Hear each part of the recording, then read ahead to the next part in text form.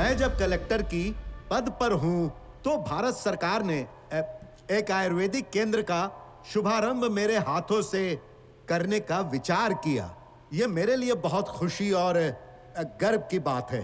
हमारी सरकार ने 3,325 एकड़ की जमीन दी। ये हमारे लिए जीत की बात है। हमारे डिप्टी कलेक्टर रामा राव की वजह से ही ये कार्य मुमकिन हुआ है। इस एग्रीमेंट को जल्दी रद्द करना है। इस एग्रीमेंट को जल्दी रद्द करना है। इस एग्रीमेंट को जल्दी रद्द करना है। हरकी हाइतो जी, sir, as a token of appreciation to mister Rama Rao, felicitate him, please sir. Thank you so much. ये सब कुछ अभी के अभी बंद करो। सर क्या हुआ? पीछे के दरवाजे से कंपनी वाले आए हैं। ये बात किसानों को पता चल गई है सर। सब लोग बैरिकेड तोड़ के अंदर आ रहे हैं। सुनो, इस कंपनी वालों को सुरक्षा दो और रूल के हिसाब से एसपी को इन्फॉर्म करो। जाओ, चलो सर।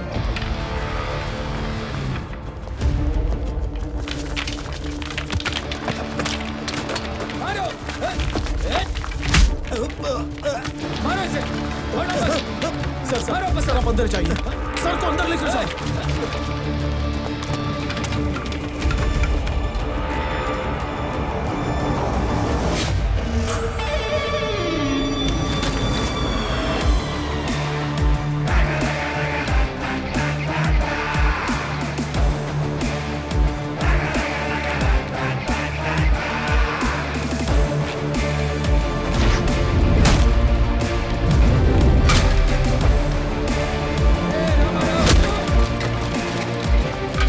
पैसे दे दिए, जमीन का पोजीशन दे दिया, फिर ये सब क्या नाटक है? पेट नहीं भरा क्या? सही कहा, नहीं भरा। अरे तुम जैसे लोग किसानों के हत्यारे हो। हमारे उपजे हुए अनाज खाकर हम पर ये अत्याचार करते हो। आरोप लगाकर जनता को बहका रहे हो। ये नाटक नहीं चलेगा। निकलो यहाँ से, निकलो, जाओ।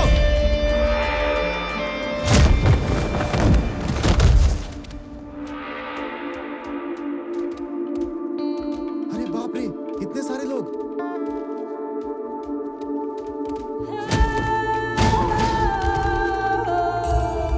जितना सोचा नहीं था, यहाँ तो उससे भी ज्यादा लोग आ गए। हमारे लोग उन्हें कंट्रोल नहीं कर पा रहे। एमएलए साहब को बताना पड़ेगा। चलो चलो जल्दी।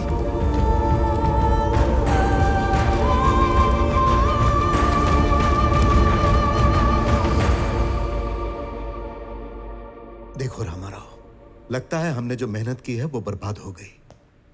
ऊपर से ऑर्डर आया है कि बात हाथ से निकलने से पहले इस प्रॉब्लम को सॉल्व करो। अगर ऐसे गुंडों से गवर्नमेंट डरने लगी तो आम जनता का क्या होगा सर? अंदर डाल के 3rd डिग्री दो, सुधर जाएंगे।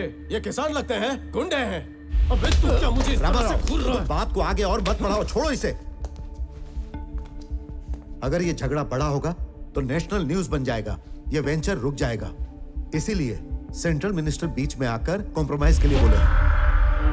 इस प्रोजेक्ट के अंदर हमारे हाई कमांड का इनडायरेक्टली शेयर भी है। अगर आज ये एग्रीमेंट नहीं हुआ तो मुझे पार्टी से उठाकर बाहर फेंक देंगे। सर, लास्ट मिनट में हंगामा करके ये लोग हमें ब्लैकमेल करने की कोशिश कर रहे हैं। रामाराव, हमने 1 एकड़ 8 से 10,000 में खरीदी है, पर एमओयू में हमने 50,000 डिक्लेयर किया है। 1 रुपया लगाए बिना दिल्ली हाई कमांड को 20% और हमारी सरकार को 30% शेयर मिलेगा। इसीलिए अब थोड़ा अनऑफिशियल और थोड़ा ऑफिशियल पैसे देकर किसानों को मना के ये सब रफा दफा करना है। तुम घर जाओ, हम किसानों से बात कर लेंगे। तुम लोग रहोगे तो लड़ाई बढ़ेगी। तुम जाओ जाओ रामाराव। उस दिन रामाराव को समझाकर घर भेज दिया गया और किसानों को 1 एकड़ पर 50,000 ज्यादा देकर एमओयू को क्लोज कर दिया। और कुछ दिनों के बाद एमएलए सत्यनारायण को रामाराव पर शक हुआ। एमओयू पर जो कॉन्फिडेंशियल रेट लिखा हुआ था वो किसानों को बताकर उन्हें भड़काया। रामाराव से पैसे वसूलने के लिए उसने उस पर केस कर दिया और जरूरत के समय एमएलए ने किसानों का साथ छोड़ दिया। उसमें रामाराव का कमीशन है ये बात पे भी उस पर केस ठोक दिया गया। Rama Rao, Rama Rao, Rama Rao.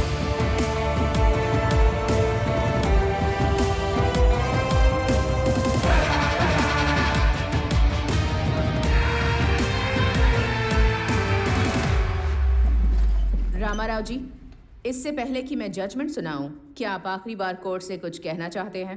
Thank you for asking your honour. अगर मैंने गलती की होगी तो अब तक तो इन पेपरों में सुर्खियां बन गई होती। शायद मैंने अच्छे काम किए होंगे, इसीलिए ये सब यहाँ मेरा हौसला बढ़ाने आए हैं। इससे ज्यादा बोलने के लिए मेरे पास कुछ नहीं है ऑनर। आरोपी पर कुल 13 केसेस दर्ज हुए थे, जिनमें से 3 केसेस बिल्कुल क्लियर थे। बाकी केसेस के लिए कोर्ट ने एक फैक्ट फाइंडिंग कमेटी गठित की। इन सारे केसेस की जांच पड़ताल करने के बाद एक कॉमन ऑर्डर सुनाने का इस कोर्ट ने निर्णय लिया है। सारे केसेस की तहकीकात करने के बाद और कमेटी द्वारा पेश की सारी रिपोर्ट्स के अनुसार सब कलेक्टर बी रामाराव सारे इल्जामों से बेगुनाह साबित होते हैं। यही कोर्ट का फैसला है। ऑन अ पर्सनल नोट, हर सरकारी अधिकारी जब कोई पदवी स्वीकार करता है तो ओथ ऑफ एलिजियंस के हिसाब से अपना कर्तव्य निभाता है, और ये साबित हो चुका है कि रामाराव जी ने भी बिल्कुल ऐसा ही किया है।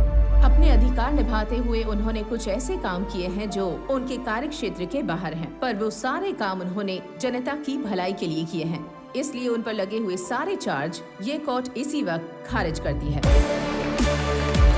The court is adjourned. अरे ये क्या हुआ?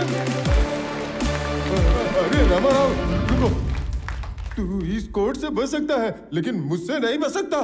देख लूंगा तुझे।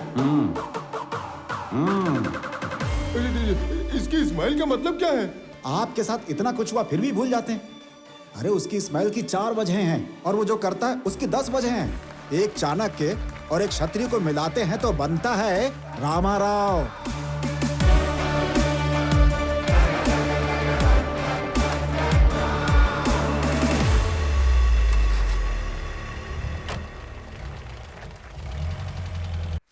अरे मामा जी, आपका सामान तो कम दिख रहा है। वो हम तो तुम्हारे साथ ही। वो क्या है, बाकी का सामान इन्होंने गांव भेज दिया है।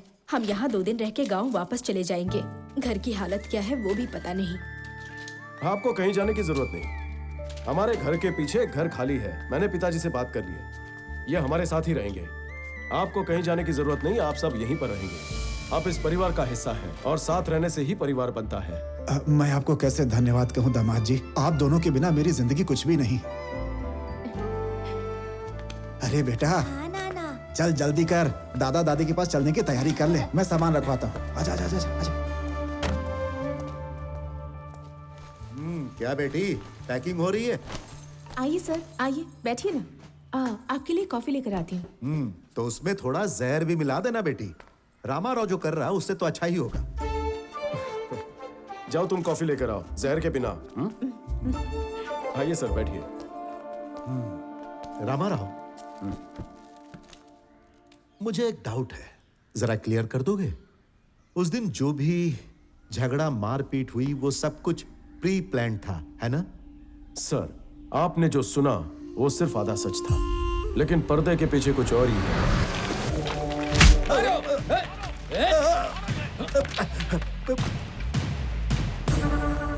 जब मैंने सिचुएशन को अपने कंट्रोल में कर लिया था, तब कंपनी सिक्योरिटी के भेस में एमएलए के आदमियों ने अपना घिनौना रूप दिखाया।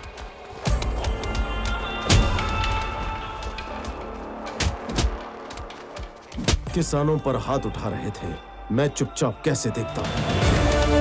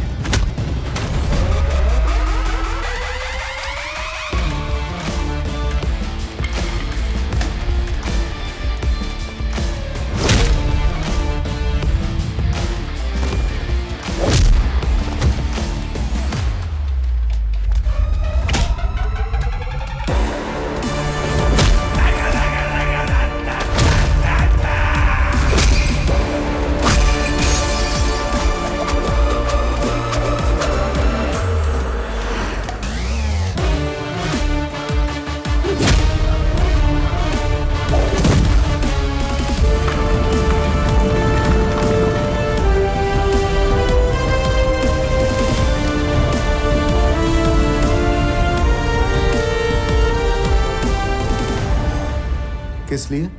अगर देश की जनता सरकार से इंसाफ और हक मांगने जाती है तो उनके हाथ कुछ नहीं लगता। बस दंगे करो और सड़कों पर आ जाओ तो बाजी आपकी। मैंने काम के लिए रिश्वत लेने वालों को देखा है, काम ना करके भी रिश्वत लेने वालों को देखा है, लेकिन जनता का काम करने के लिए रिस्क लेने वाले को मैं पहली बार देख रहा हूं। Really I am proud of you.